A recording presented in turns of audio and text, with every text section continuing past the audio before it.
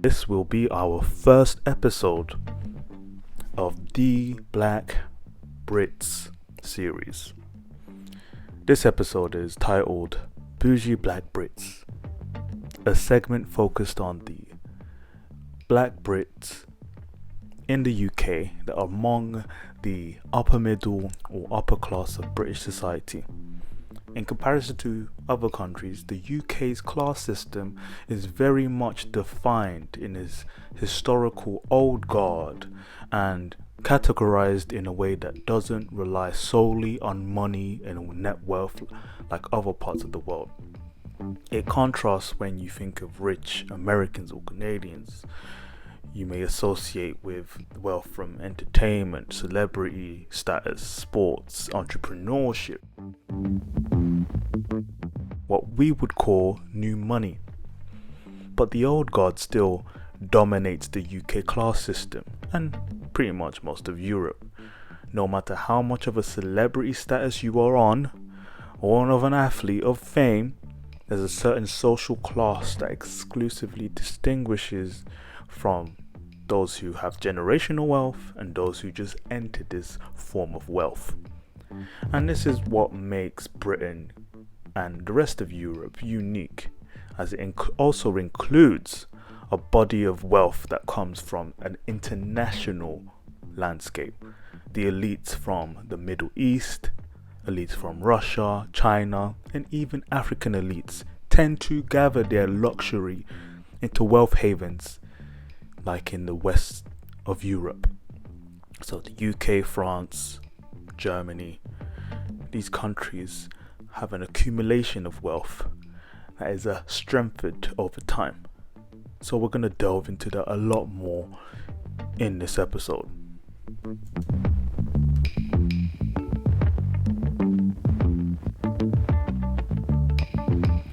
There is a show on UK's Channel 4 that aired about 6 years ago called Lagos to London with Britain's new super rich. I wouldn't say new, but more revealing to the public.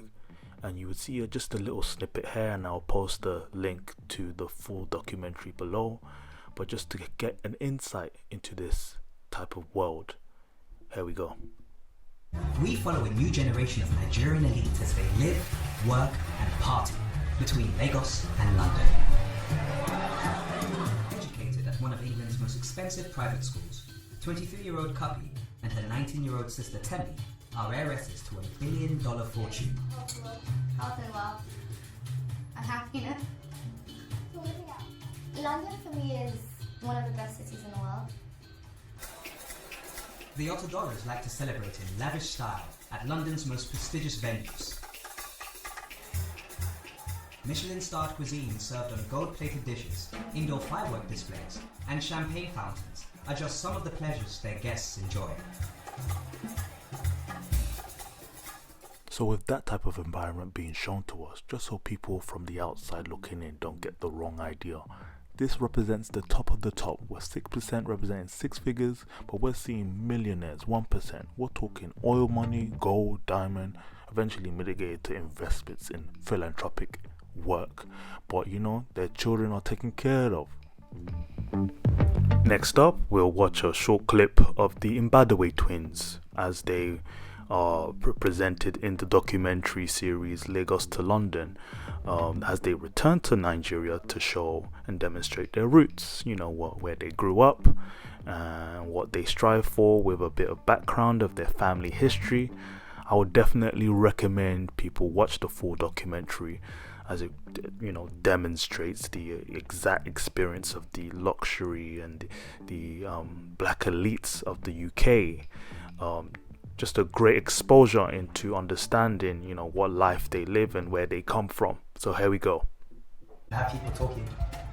I believe if you work hard and you do exactly what you need to do, and why shouldn't you spoil yourself? Otherwise you become a slave to life. This picture, it's a picture of my granddad and Eleanor Roosevelt in 1939. My granddad went over there to, as they called it, to capture the golden fleece.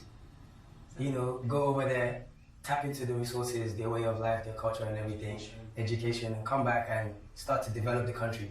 And then that's my granddad over there, and that's Queen Elizabeth in 1956. The twins' grandfather was a central figure in winning Nigerian independence, while their father was an ambassador to the Congo.